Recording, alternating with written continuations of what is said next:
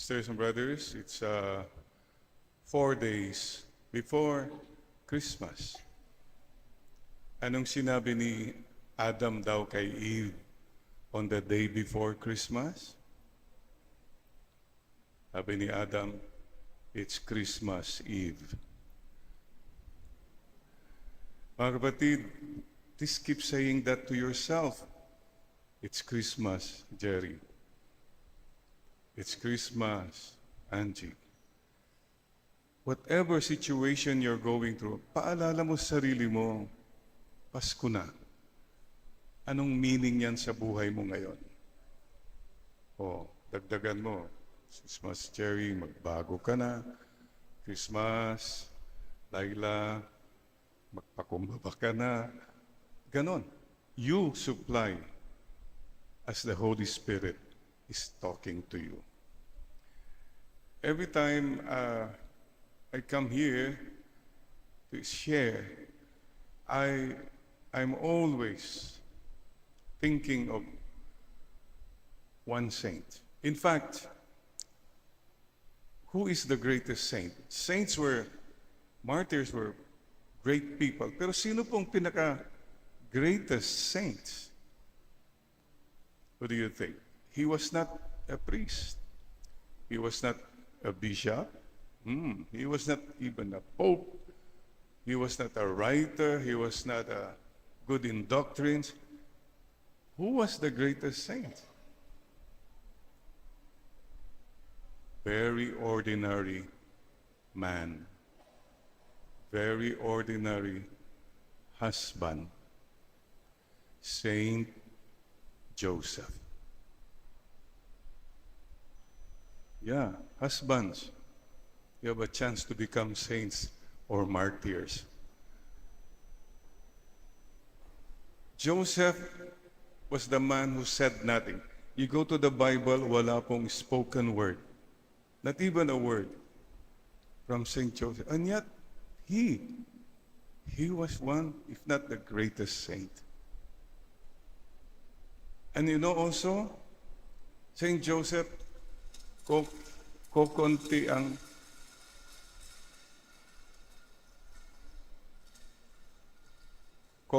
ang picture niya. Ang daming picture ni Mama Mary, no? Ang daming picture ni Jesus. Oh, Jesus and Mary together. You know why? Siya ang kumukuha ng picture. See, the greatness of the man was he was silent, hidden, and humble. Today we honor the man, the obedient one, the silent one. At sana po matuto pa tayo from Saint Joseph. You know, somebody said, they say little who love much. Totoo po yun. When we talk too much, that's why I would like to say Saint Joseph was LTO, land transportation, something like that. But the man who listened. Imagine the Lord spoke and said, you will become the father. Alam niya that was not his child. But he listened. And he listened with the heart. Maybe it's time for us to really ask the Lord, Lord, help me to listen more and talk less. We talk too much. We forget to listen to the Lord and really listen to other people. Or sometimes, we listen pero mayroon na tayong ginagawang pang-counter. We listen to answer, panlaban, discussion, argument. Not that kind of listening. Saint Joseph listened with the heart, and that's it. You know, one time we were in a party, and party talk, shallow talk, kung ano pinag-usapan, whatever. Until one of our priests rendered a song.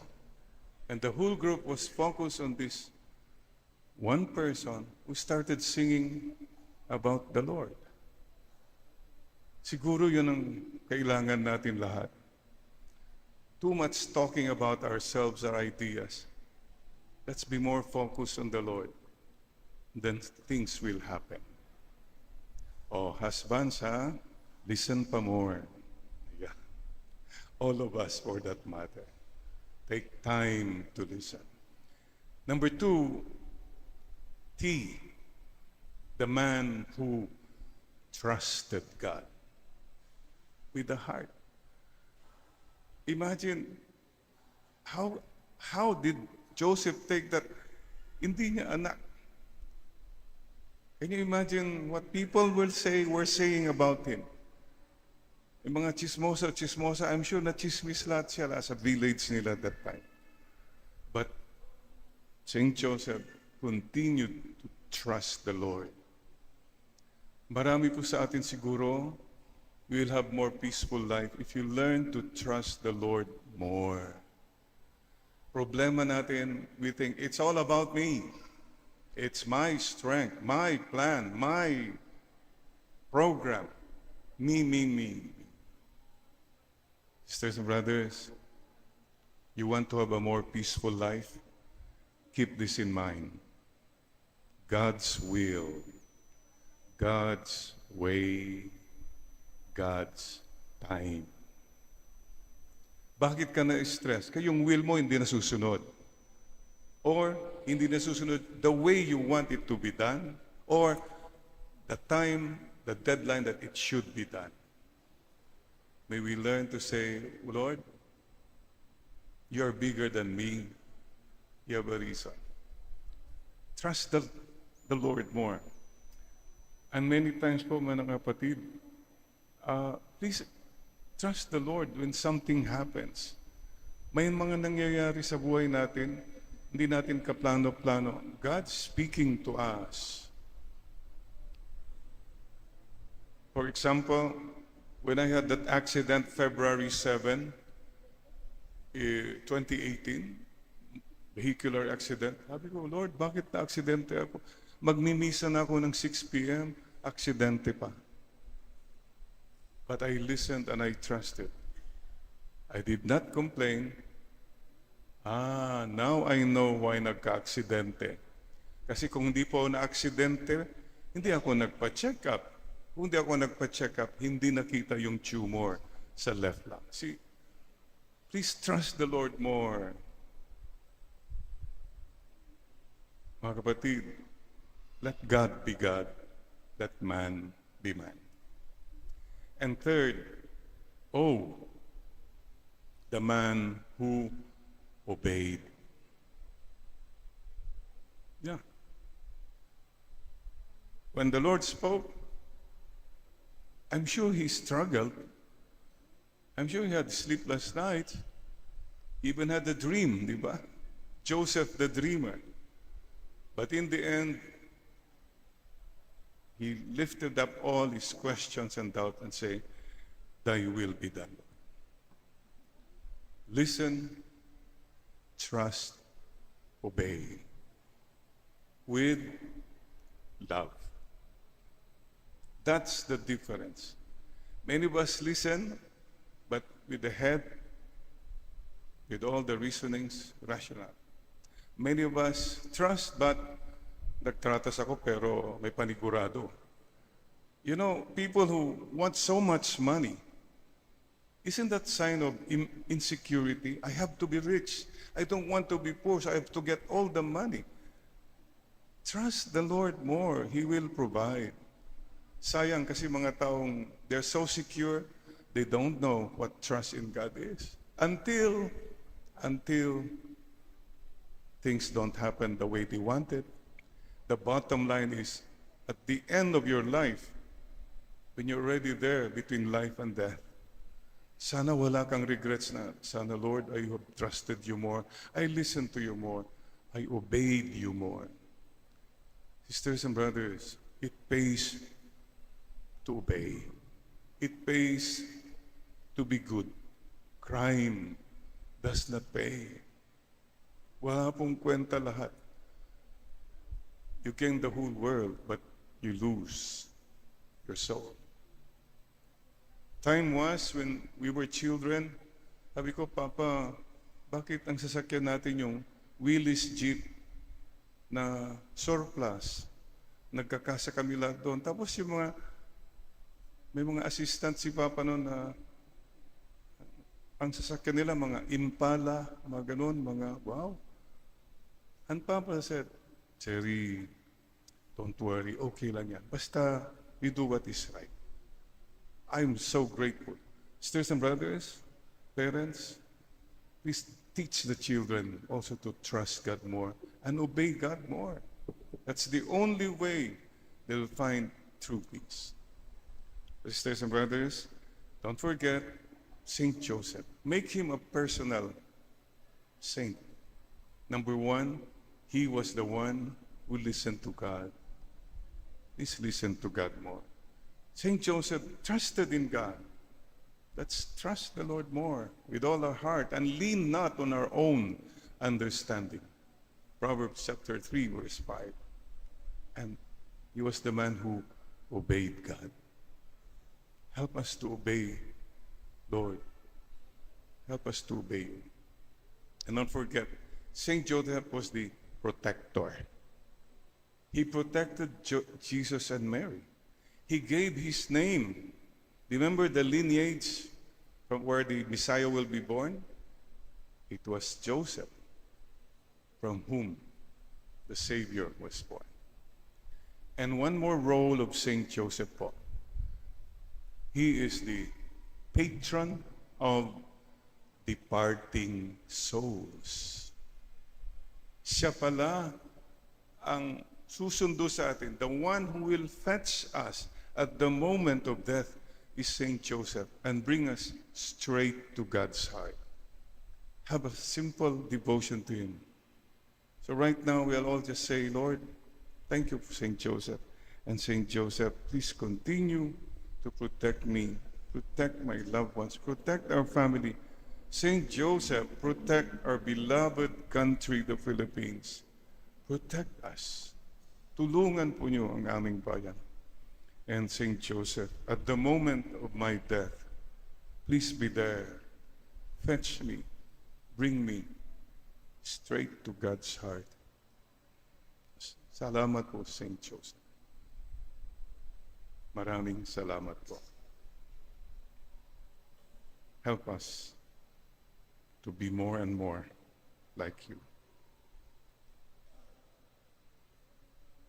And today, brothers and sisters, this is a chance for the many Saint Josephs who celebrate Mass with me every Sunday to say something also now, to greet you all, especially at Christmas. Okay?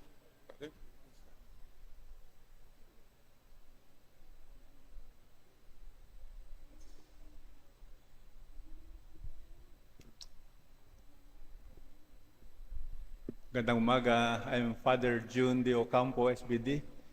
Ako yung tinatawag nilang superior delegate kasi delegate ng mga superiors ng 114 SBD missionaries assigned abroad, working in 40 countries. Ako ang dinilegate nila na pag nandito sila ay tutulong sa kanila sa mga kailangan nila sa mission. And for their sake, I would also invite you to give some thought for them this Christmas kasi they will be having Christmas away from home, but actually their mission also is to bring Christmas to all the countries, to all different cultures and situations of the countries. That's why I pray for them too, and for their sake, or in their name also, I thank you for your continued support and prayers for them.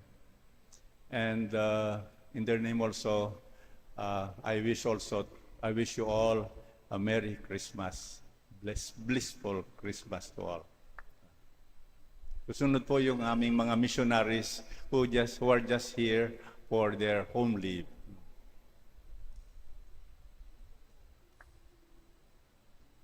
Good afternoon to everyone. I'm Brother Emmanuel L. Ines, SVD. I'm assigned in Kenya, Tanzania province. I'm working in the mission office as secretariat, and I'm happy to see every one of you.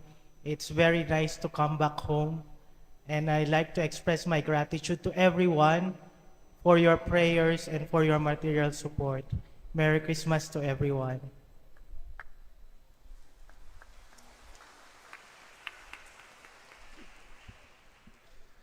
Good morning po. I'm Dindo Santiago. I'm a missionary to Japan. I went there in 2001 as a seminarian and I was ordained din po sa Japan na noong 2005. So wala po ako sa parokya ngayon. Before I was assigned in a parish, I was also teaching sa Japanese university. And we handle education apostolates and parish work aside from other things sa Japan. And ngayon po, I'm with the administration of the province. So please include Japan. You know, it's not a Catholic country. Until now, there's less than 1% Catholic in Japan. And there are 110 missionaries from 18 countries who are continue to work for the missions, not losing hope. And so I especially ask for prayers for our many Filipinos who also animate the church in Japan. Despite the small number of Catholics in Japan, we continue to trust in God that we touch their lives in the many different aspects of the society. And so I also assure you of my prayers for you as you pray for all of us there in Japan. Blessed Christmas to everyone. Thank you.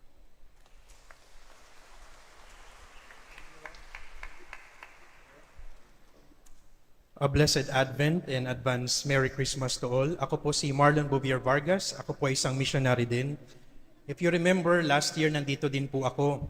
Kami po mga missionaries, nakauwi lang po para mag-home leave every after 3 years. Tapos kung papala rin, 2 months to 3 months. So every 3 years, nagbabakasyon kami.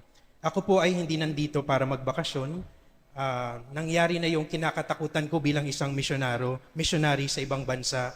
Yung makatanggap ng tawag na isa sa mga kapamilya mo ay pumanaw sa di inaasang pangyayari. Kaya yun po ako ay nandito. At gusto kong hingi ng pagkakataong ito na humingi ng dasal para sa aming mga missionary na magkaroon ng lakas ng loob lalo sa mga panahong ganito. Ako po ay assign ngayon sa aming generalate sa Rome. Ako po ay in charge bilang editor-in-chief ng aming Arnoldus Nota kung saan ito po'y naglalaman ng iba't ibang kwento ng mga misyonero sa buong mundo. At para sa akin, isang malaking biyaya na ako'y ma-assign dito para siguraduhin ang bawat kwento ng mga misyonero, kagaya ni St. Joseph, ay marinig at mapakinggan at malaman ng buong SBD at ng Arnoldus family. At ganun din po ng mga collaborators namin sa mission. At hindi po madali maging missionary sa ibang bansa at hindi rin po tamang ipagkumpara natin yung mga trabaho namin. Si Brother Emmanuel sa Africa, si Father Dindo sa Japan, si Father Marlon sa Rome. Iba-iba po ang pinagdadaanan naming mga misyonero. At nagpapasalamat kami sa mga dasal ng mga sumusuporta sa amin, naniniwala sa misyon ng SBD, ng SSPS, ng Pink Sisters. Kasi po, ang dasal ng buong sambayanan ng simbahan na aming pinaglilingkuran ang bumubuhay sa amin para magkaroon ng lakas ng loob na makinig, magtiwala at to obey. Habang pinapakinggan ko si Father Jerry, na-realize ko na ang dali palang makinig, magtiwala at sumunod sa Diyos kapag magagandang bagay ang nangyayari sa atin. Sa taong ito, ako po'y nakatanggap ng 3 magagandang biyaya. Nalipat po ako sa Rome, bagong assignment. Ako po ay nakatanggap ng isang recognition sa UST, isa sa mga Distinguished Thomasian Alumni Awardee. At pangatlo, nakatanggap ako nai-publish ko po yung pangalawang libro ko.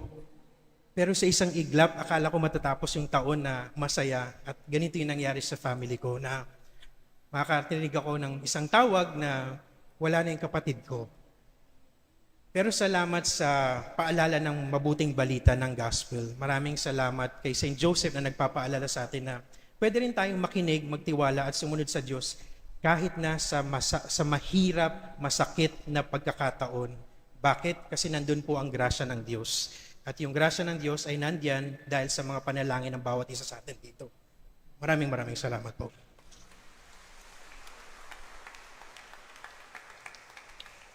So thank you, brothers. Please remember this, Father, you are also missionaries. Like St. Joseph didn't have titles, no, not much to say, but became a great saint.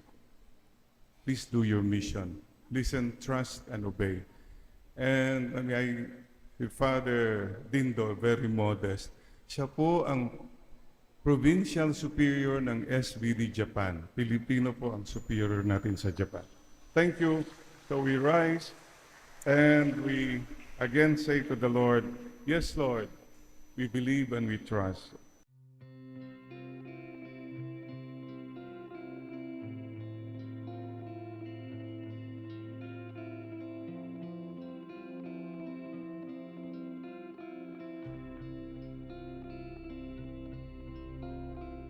The Lord be with you. And with your spirit.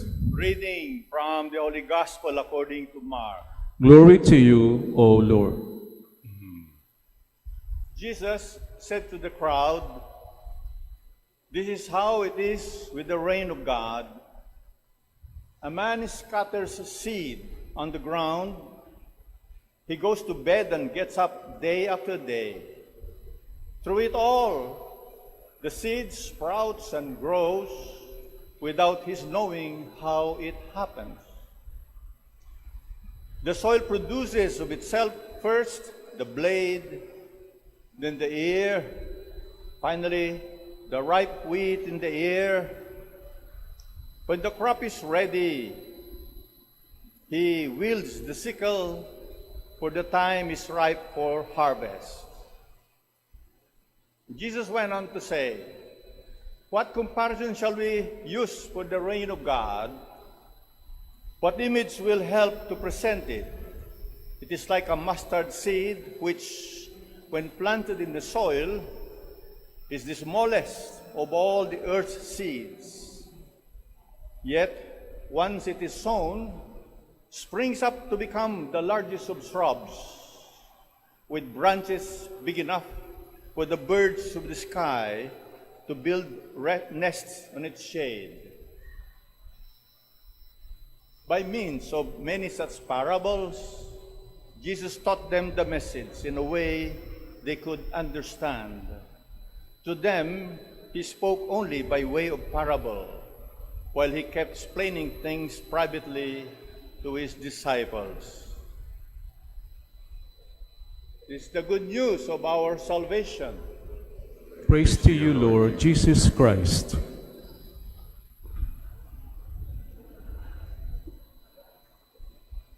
Come, Holy Spirit, bless this unworthy priest, that I may share with humility and with the heart, and that people listen with their hearts. Come, Holy Spirit, come. Sisters and brothers, may I ask all of us just to bow our heads and let's connect with our loving Father. Lord God, Father, you are our Father. Thank you for creating us. Thank you. Maraming salamat po, Ama. We owe everything to you. You owe us nothing. We are your creatures. Ama, Father, please forgive us. Madalas po, we forget you. We take you for granted. Madalas po, you are not in our agenda. It's all about ourselves. Thank you for being patient with us. Thank you for being a forgiving, loving Father. Ama,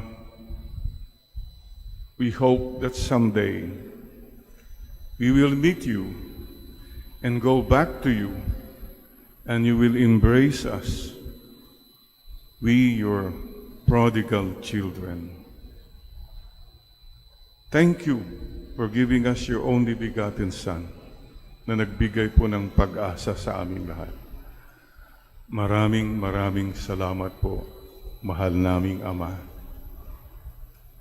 You are a God, a Father, who is good, loving, generous, and merciful. And today, this moment too, may I ask you now to remember your own Father. Salamat, Papa, Daddy, Itay, Tatay. Salamat po sa sakripisyo ninyo. Itinawid nyo kami. Most of us from humble beginnings. At maraming salamat po for the examples, the lessons we learned from you. And if there are some of you here who need to forgive your father, please forgive him. And if you need to ask for forgiveness from your own father, ask for his forgiveness too. And today, Father's Day, we, your spiritual fathers, Father June, Father John, and I, and all our priests, want to thank you for all your help, prayers for us. And ask also for forgiveness if we have hurt you in any way. We are praying for all of you. Happy Father's Day. At pwede po ba tumayo lahat ang mga tatay? All of you fathers who are here. Stand up, please. Palakpakan po natin ang mga tatay. And maraming salamat po. Today, Father's Day, hindi kayo maglalaba ngayon, ha? Hindi kayo maghuhugas ng pinggan. Sabi nila, this Sunday is Father's Day, but the rest of the Sundays of the year is Mother's Day. And fathers, maraming salamat po. Ang mga nanay ang ilaw ng tahanan. At mga tatay ang tagapundi ng ilaw. Hindi po, ang haligi ng tahanan. Maraming salamat po sa inyong lahat. Amen. Maraming salamat po. This morning, I was on a plane from Bohol. We had a fundraising concert there to raise funds for a parish. And I took the earliest flight para makarating po for this 11 o'clock Mass.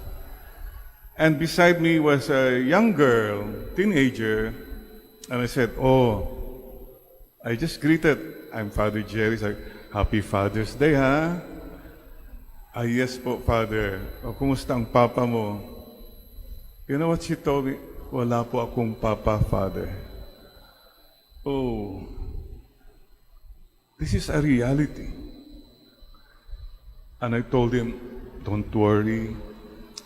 Si God, ang ating Papa, is the Father of the fatherless and the orphans. Today, without dishonoring people, others, I would like to honor mothers who, because of some situation,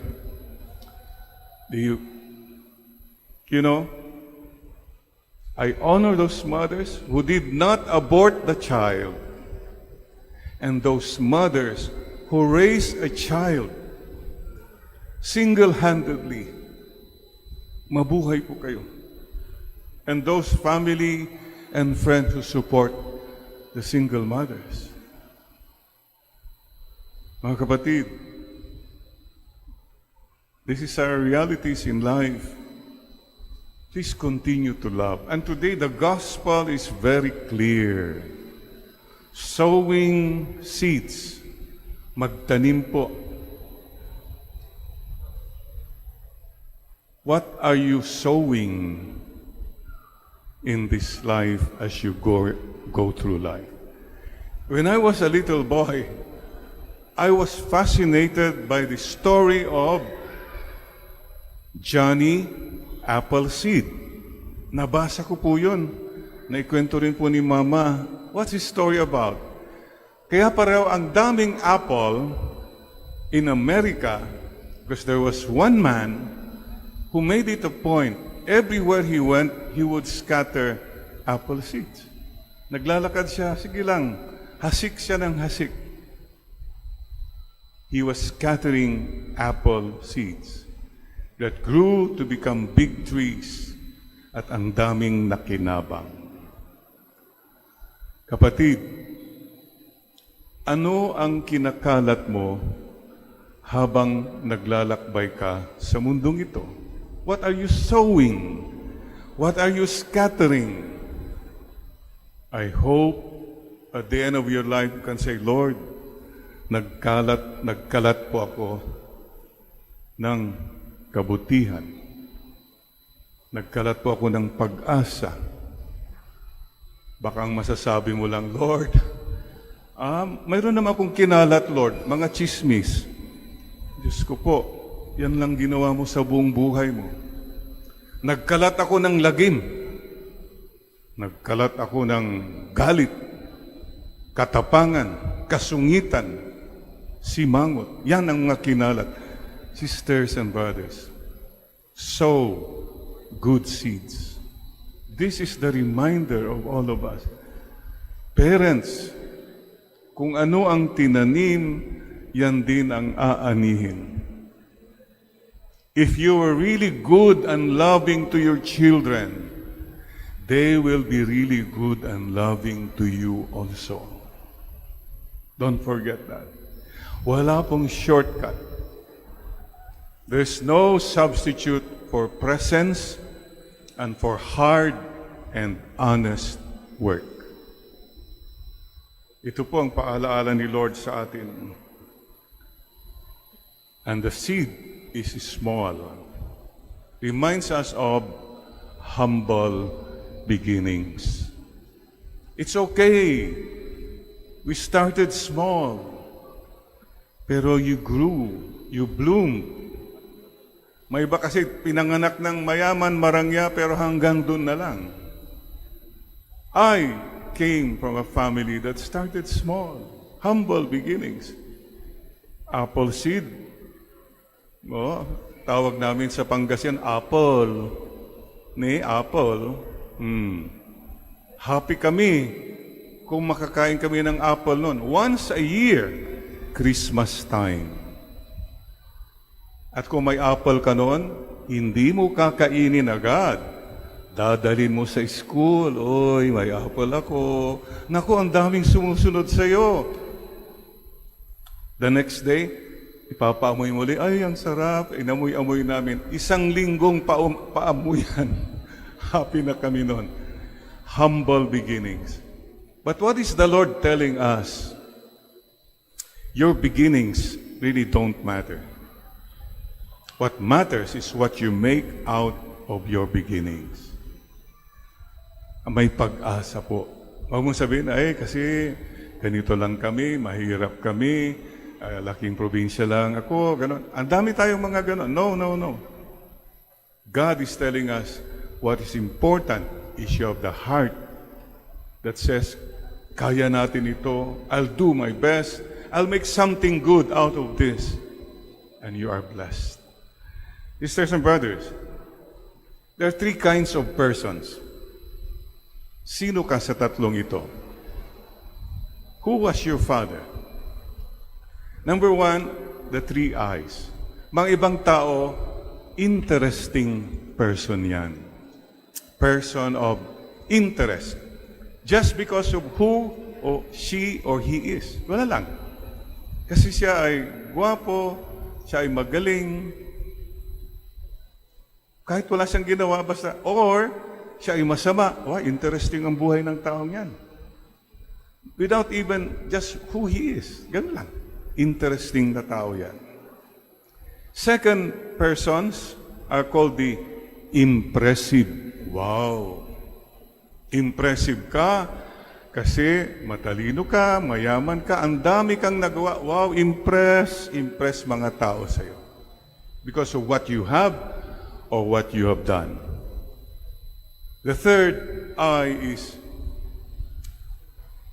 the inspiring person. You don't have to be rich. You don't have to be bright to be inspiring. Why are you inspiring? Because of what you have done for others. Yun lang. Hindi po qualification ang looks, ang brains, ang money to be inspiring.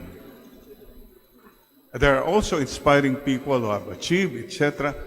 But there are a lot of inspiring persons who don't have the money, the looks, the titles, but because they are so good. I think Padre June will remember one of the most inspiring formators we had. I call him formator. In Tagaytay, amidst all the brilliant minds and theologians, for me, it was Brother Daniel, a German brother whose work was to work in the piggery ng seminaryo. The most lowly work, but he inspired us with his simplicity, diligence, and prayerfulness. In fact, Golden Jubilee niya, ito na, we honored him. Then he was called, Brother Daniel, please come. Palakpakan kaming lahat. Inakyat siya sa stage. Then he stood there. Titingin-tingin siya. Sabi, Father, say something. Sabi niya. And then, gumanon siya. Oh, excuse me. It's my first time to stand before a microphone.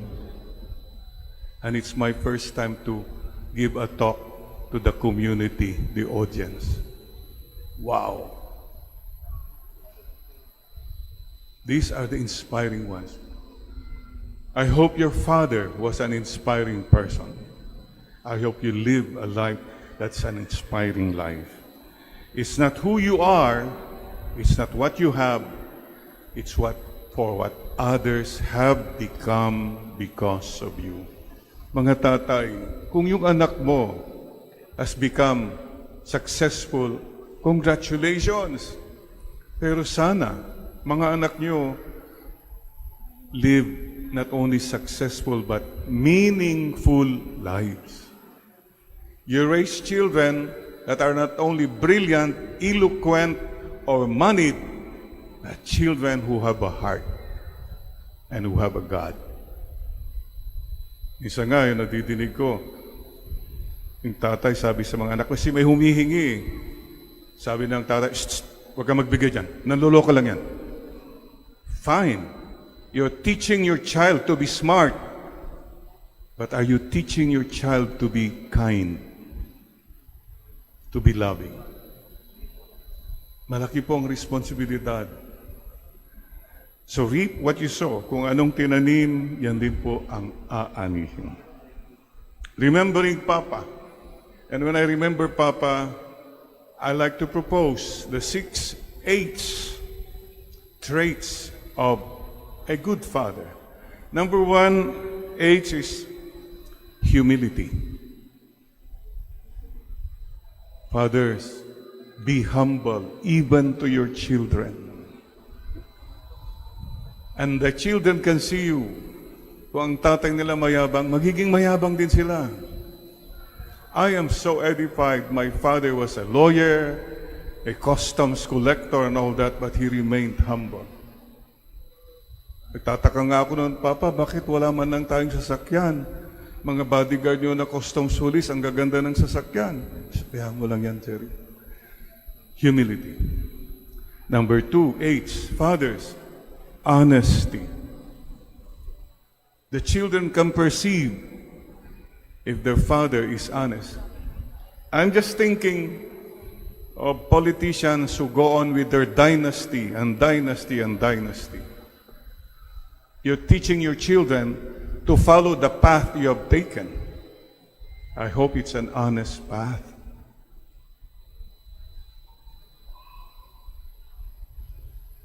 Third H, hard work. You see your father who works hard. Saludo po tayo dyan. Ang dami po. Para lang maitawid ang pamilya. Maraming salamat po. Pero yung mga easy work, easy come, easy go money, that does not last. Lalo na money that is earned by lying, deceit, corruption, even murder. The children know that. Hard work, pero may isa pa na trait ng isang tatay. Hard work.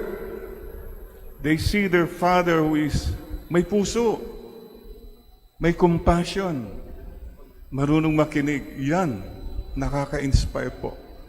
Sana hindi ka lang yung tatay na siga, dapat matuto kayo. How about our father says, okay lang yan, we'll be okay. Hard work. The fifth H is holiness. I cannot forget, I saw my papa many times kneeling alone before our altar. That memory is in my heart. My father knows how to pray.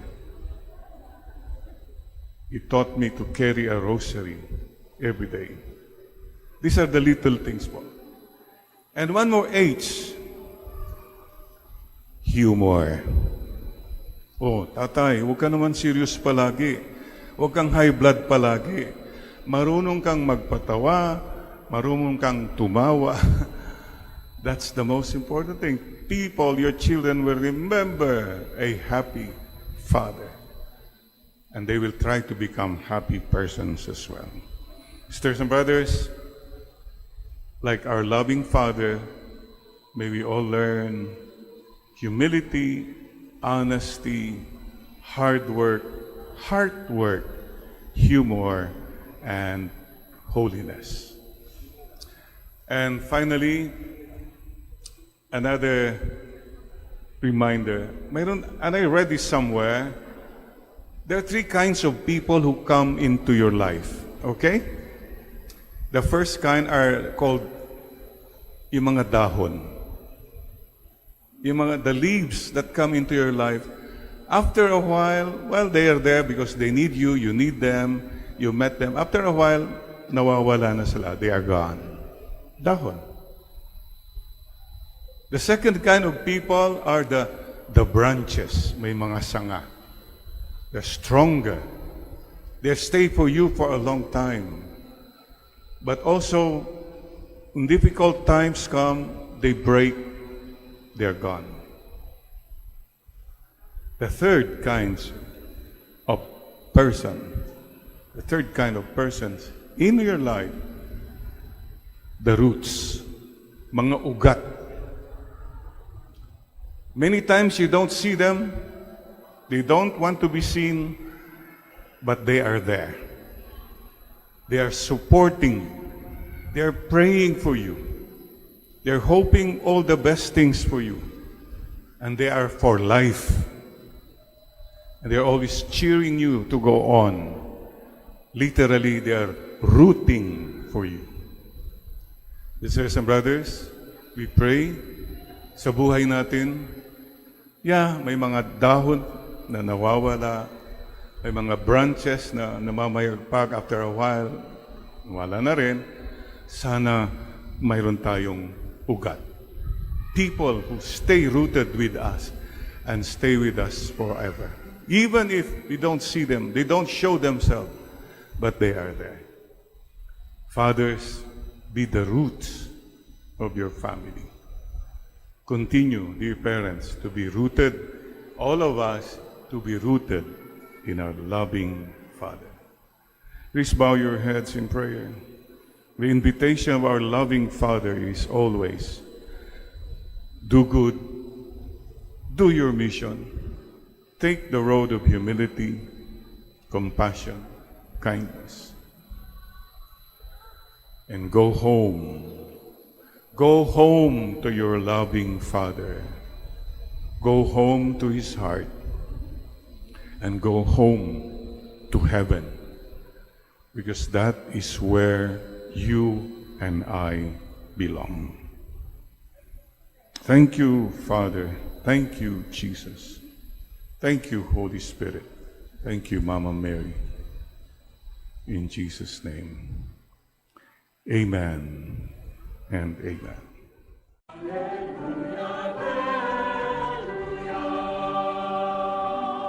My sheep hear my voice, says the Lord. I know them and they follow me. Lord be with you. And with your spirit. A reading from the Holy Gospel according to Mark. Glory to you, O Lord. The apostles returned to Jesus and reported to him all that they had done and what they had taught. He said to them, "Come by yourselves to an out-of-the-way place and rest a little." People were coming and going in great numbers, making it impossible for them to so much as eat. So Jesus and the apostles went off in the boat by themselves to a deserted place. People saw them leaving, and many got to know about it. People from all the towns hastened on foot to the place, arriving ahead of them. Upon disembarking, Jesus saw a vast crowd. He pitied them, for they were like sheep without a shepherd, and he began to teach them at great length. The Gospel of the Lord. Praise to you, Lord Jesus Christ. Come, Holy Spirit, bless this unworthy priest, that I may share with humility and with the heart, and that people listen with humility and with the heart in the Holy Spirit. Come. Sisters and brothers, thank you again for the love, the sacrifice in your hearts, coming to Mass, joining us online. Thank you for liking Jesus today. Yung pala yung like Facebook, no? Like, etc. But liking is real life. So now na, pakisabi natin yung like natin. Husband and wife, magkatabi, magtingin nga kayo ang You Now Online. Pakisabi mo nga yung, alam mong like ko sa'yo nung una pa lang kitang nakita. Sige, magkwentuhan nga kayo, what I liked about you. O kayo magkaibigan. Sabi mo naman yung, why I like you. Alam mo, I like you kasi ganito ka. O ngayon lang magkikita, baka mayroong, I like your shoes, I like your hair. Sige na, say something. This is a like moment for all of us. O mga kapwa pare, that's so like. I like your, boy, there's so much to like. Please focus on liking, not disliking. Napakadali kasi yung mag-dislike, thumbs down. And liking starts with the most simple things, no? Could be the looks. Tignan mo nga si husband mo, siya pa rin ba yan, yung looks niya? Pero like mo pa rin siya. O, maybe your life situation, okay to. Kasama ko sa hirap at ginhawa. Mayroon siyang possibilities. Wow, may future ako. Could be like that. Or it could be because of a character. Ugali. And I think that's the bottom line. In the end, yung pong ugali ng tao that will really matter. Oh, Mrs., sabihin mo kaya sa kanya, hindi na kita like kasi love na kita. Yun. Kahit hindi na kita like, pero love pa rin kita. then you're talking now what's really important. Naku ha, nagkakapan si, ayan, kahit maputi na, kahit wala ng buhok ko, mahal pa rin kita. Pwede bang tumayo kayo dito? Lucy, and yan, no? Yan ang true love. Talagang love pa. So yun po mga kapatid. See, today, the Lord, I was reading the gospel, and I was, well, ang daming anggulo ng gospel, but why do I like Jesus? Ang dami na dyan. Famous siya, magaling siya, son of God siya, etc. But when you focus on the character of Jesus in this gospel, three things become clear. I like his character. Number one, he was a man of prayer. He was busy. He was famous. But he knew how to pray. I respect people who know how to pray. Ang dami dyan, magaling magsalita, maraming connect, famous ka, mayaman ka. But the bottom line for me is, are you a man? Are you a woman of prayer? Sa akin po, yan ang pinakamalalim na karakter ng isang tao. Marunong magdasal, marunong makinig sa Diyos, marunong matakot sa Diyos, then you're a man of character, a woman of character. Alam po nyo, hindi mo malalaman daw talaga ang karakter ng isang tao. Mayroon nga pong kwento, father and son were walking. Sabi ng anak, Dad, did you hear that in some countries, the husband will not know who his wife is until they get married? Meron po mga ganun, no? Ang sabi ng husband, no, my son, not only in some countries, everywhere, the husband will not know hanggang kinasal na sila. Because the real character comes out already. Sisters and brothers, today the Lord tells us, imagine, busy sila. What did Jesus tell his disciples? Come, alik kayo, let's rest a while and pray. Iwanan muna natin the crowd. For a person to be able to do that, sa akin po, that's a man, a woman of character. When you can say to the world, no, my appointment now is my appointment with God. I can leave everything because I have to connect with my God. Be men and women of prayer. Sisters and brothers, you know, if a person knows how to pray, hindi po siya nagiging mayabang. Hindi po siya mababaw. Hindi po siya masungit at nananakit. Because mayroon siyang Diyos who is bigger than him, than her. Jesus was a man of prayer. Number two, Jesus had a compassionate heart. The gospel says his heart was moved with pity because they were like sheep without a shepherd. Mark chapter 6, 34. Hindi lang po magaling, hindi lang po kung ano-ano, pero ang tao pong marunong maawa sa kapwa-tao. As a man, a woman with character. Napakadali po kasing sabi, ay wala, dapat wala yan. Hindi, dapat di kaawaan yan. It's so easy to rationalize and say, para hindi tayo ma-disturb. But still, the challenge for all of us is to go the extra mile. Yung extra mile po, yung hindi na dapat pero nandiyan pa, di sige. And to give that extra smile. Ang hirap nang ngumiti pero ngingiti ka pa rin.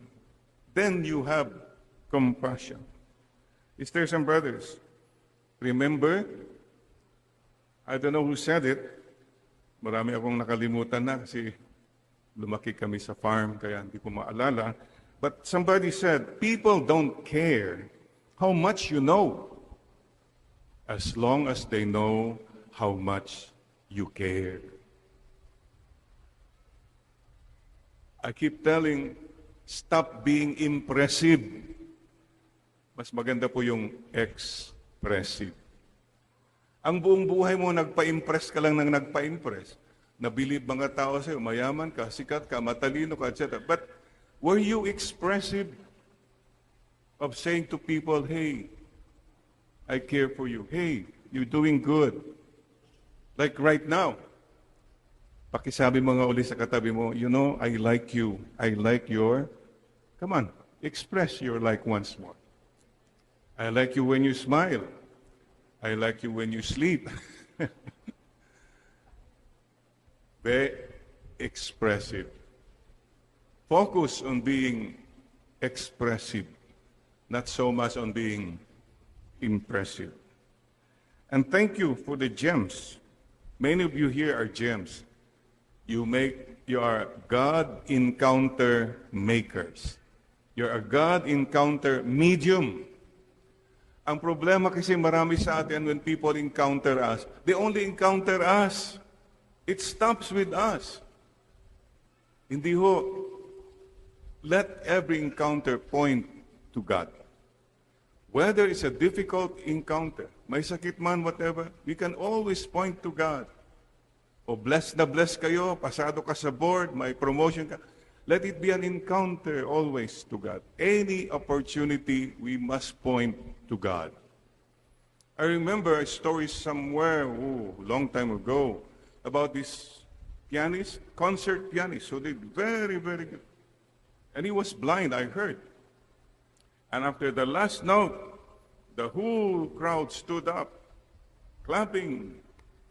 And he stood up and said, no, no, no, no, no, not me, but from there, from there, from there. This is what we should all be doing. Let's not boast. Let's only boast for the Lord. And finally, Jesus was a man with a mission.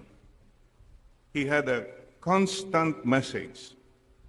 His mission was to spread the good news that God so loved the world, He gave His only begotten Son. Klaro po ang message niya. That was the constant message of the Lord.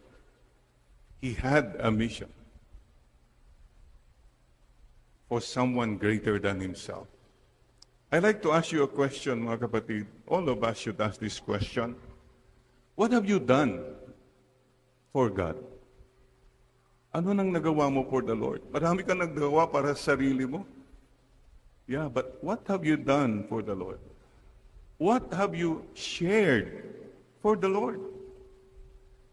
You have time, talents, and treasures.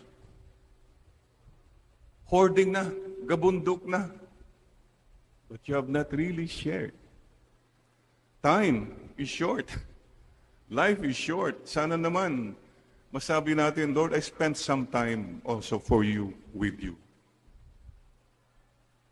And number 3, what have you sacrificed for the Lord? These are questions we have to continue to ask, especially when we see the Lord Jesus, who had a mission. Ang focus niya, mission. How about you and us? Focus natin, commission. Buong buhay natin, commission. Or, buong buhay mo, mga intermission, mga luho, mga bisyo mo. It's all about you. Sisters and brothers, you and I have a mission. If you do a mission for someone greater than you, your life is meaningful. Mahirap, but meaningful. And finally, I'd like to say, do you like Jesus? Maybe some of us will say, no, I don't like Jesus. I even love Jesus. Okay. If you like Jesus, then be like Jesus. Kung sinasabi mong gustong-gusto mo si Lord, Be like him. Be a man with prayer. Be a man with compassion. Be a man with a mission. The biggest gratitude we can give to the Lord is to imitate him and be like him. And speaking of who showed me who Jesus was,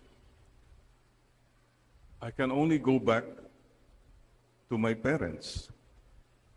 My parents were simple people, but they were people who knew how to pray, people who were very compassionate, especially to the poor, and they always reminded us about our mission. So, mga kapatid, I would like to say this on a personal note. The kindest people I have met in this lifetime were my parents. They were very kind. Not to boast, but they were just kind. Sana po, mga magulang na nakikinig, mga magiging future ng mga magulang, sana mga anak nyo masabi nila, mga pinakamabait, the kindest people were my parents. I honor them. Many times po, when we were growing up, life was hard. My mother was a public school teacher in a little town called Bani, Pangasinan. My father was a lawyer, but he was a good lawyer.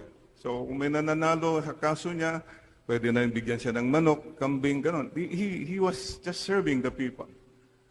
And I remember many times, Papa and Mama telling us, siguro kasi they didn't know how to help us in the future. They didn't have the resources. They didn't have the connections. But they kept telling us, oh, Jerry, try your best. Ha? Palagi po yan, tatlo yan. Best effort, ha? See, we don't have the money and all that, but we can help you in education. Number one, they always told us, mag-aral kayo ng mabuti. Agadal kayo nga nalaing, ha? Manaral kayong gusto. Number two, they kept telling us, agsingsingpat kayo. Be good. Just be good.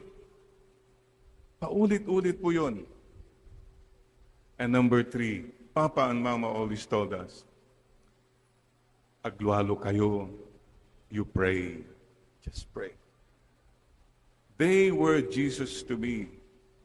They didn't give me material things, but they gave me hope. They gave me the value of prayer, the value of being good, and the value of having a mission to live meaningful lives. Let's remember our parents, sisters, and brothers today. And let's all tell the Lord today, yes, Lord, I like you, Lord. Help me to become like you more and more. Sana po kami rin kahit papano may padama namin kung sino si Jesus by our prayer life, by our kindness, and by our mission. Bow your head, and I ask you now, do you like Jesus? Yes, I like Jesus. Do you really like Jesus? Yes, I really like Jesus. Do you love Jesus? Yes, I love you, Lord Jesus. And help me to be more like you. Today we declare, as for me and for my house, we will serve the Lord. From the book of Joshua. The world will never know. The world many times will never appreciate the value of prayer, the value of being kind, the value of doing your mission. But the world is not your God. God knows, and that is enough. Today, we come before the Lord again and say, Lord, reporting for duty. Mama Mary, teach us not only to like Jesus, but to be like Jesus in our own little way.